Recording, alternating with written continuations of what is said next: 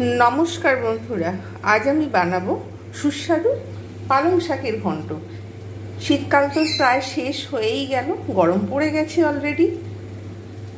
এখনও কিছু পালং কচি রয়েছে, যেগুলো কচি পালং সেইগুলো দিয়ে সাধারণত বেশি ভালো হয়। যারা শীষ পালং খেতে ভালোবাসে ঠিক আছে, আর পালং শাকের তো প্রচুর উপকারিতা রয়েছে। ভিটামিন সি সমৃদ্ধ এবং সর্দি কাশি উপশম করে, এছাড়া চুল ভালো রাখে, স্কিন ভালো রাখে। এই যে আমি তাই ছোটো ছোটো করে পালং শাকটাকে আমি একদম পুরো কেটে এইরকম করে ছোটো ছোটো করে পরিষ্কার করে রেখে দিয়েছি এক আঁটি। এখানে নিয়ে নিয়েছি আলু একটা, এখানে নিয়ে নিয়েছি বিনস, এখানে নিয়ে নিয়েছি 5 ফোড়ন এবং শুকনো লঙ্কা, এখানে নিয়ে নিয়েছি বড়ি। পালং শাকের ঘন্ট হবে আর বড়ি হবে না, এটা তো কোনো হয় না।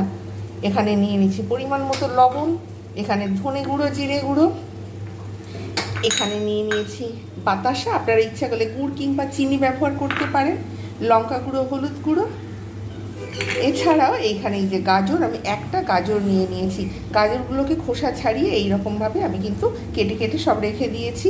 আর এখানে নিয়ে নিয়েছি একটা গোটা বেগুন, এটা পরিষ্কার করে রেখে দিয়েছি। তাহলে এই সকল ইনগ্রেডিয়েন্টসগুলো দিয়ে আজকের হয়ে যাচ্ছে পালং শাকের ঘন্ট। কড়া বসিয়ে দিয়েছি, আমি এখানে এবারে সর্ষের তেলে আজকে রান্নাটা করব। বড়িগুলো ছেড়ে দিলাম, যতক্ষণ পর্যন্ত ভালোভাবে না ভাজা হচ্ছে আমি অপেক্ষা করব। এভাবে আমি বড়িগুলোকে কিন্তু খুব সুন্দরভাবে ভেজে নেব।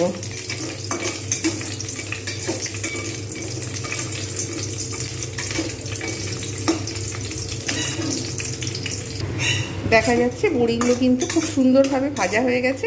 এবার আমি এগুলো সব তুলে নেব।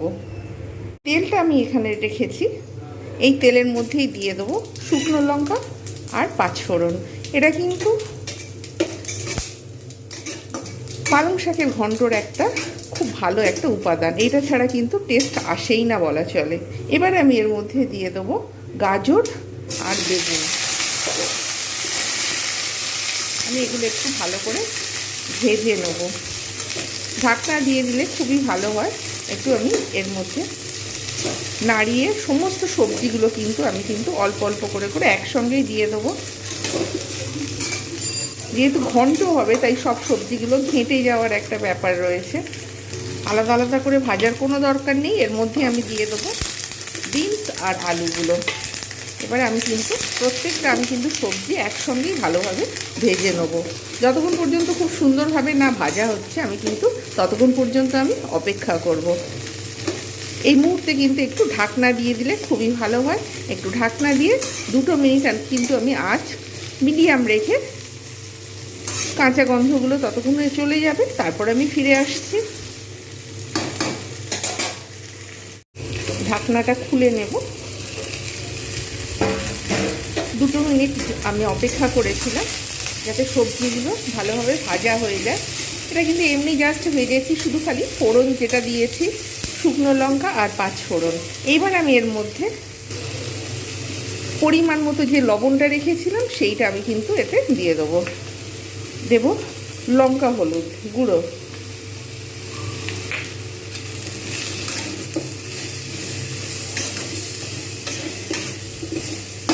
এটা ভালো করে আমি ভাজতে থাকবো।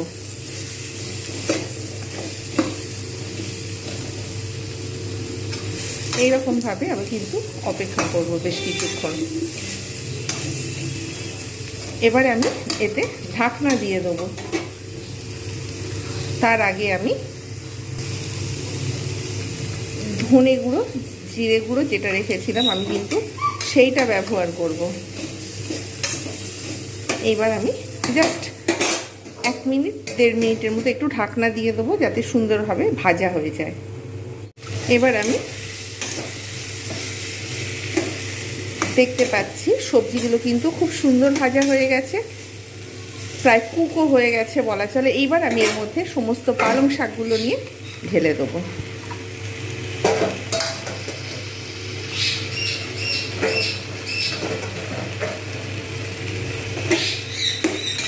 এবার একটু অটোমেটিক্যালি একটু নাড়িয়ে দিয়ে আবার ঢাকনা দিয়ে 2 মিনিট পর এর থেকে জল ছাড়তে শুরু করবে। অলরেডি ফ্রেশ পালং শাক।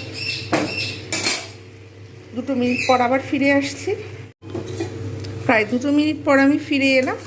দেখা যাচ্ছে সবজি পুরো প্রায় সিদ্ধ হয়ে গেছে। এখানে এগুলো সব জল ছাড়তে অলরেডি শুরু করে দিয়েছে। এবার আমি এর মধ্যে দিয়ে দেবো ভেজে রাখা বড়িগুলো। এই জলেতেই কিন্তু সিদ্ধ হবে। এক্সট্রা আমি খুব অল্প পরিমাণে আমি জল দেব, খুব অল্প পরিমাণে, যাতে আলুটা একটু সিদ্ধ হয়ে যায় আর বেগুনটা একটু ঘাঁটা ঘাঁটা মতো হয়ে যায়। ব্যাস। চিনিটা বা বাতাসাটা আপনারা পরে দেবেন, আমি এখনও দিইনি বাতাসা।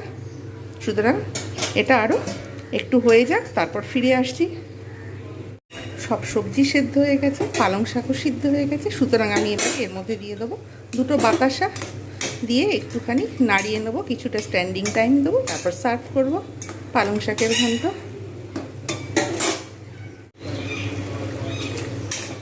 এই যে গা মাখা মাখা মতো হয়ে গেছে, সবজিগুলো সিদ্ধ হয়ে গেছে, পারফেক্ট টেস্টও হয়েছে, লবণ চিনি সব কিছু একদম সব ঠিকঠাক।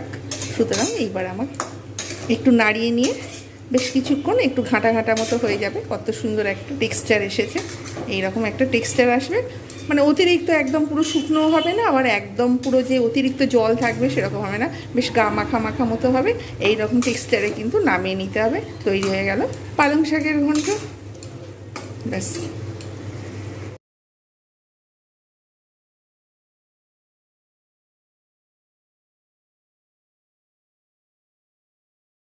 চলে এলাম মিষ্টির দোকানে, মিষ্টি এবার দরকার ছিল। এলাম মন্দিরে, ঠাকুরের সামনে, হনুমানকে আবার সেরে দিলাম।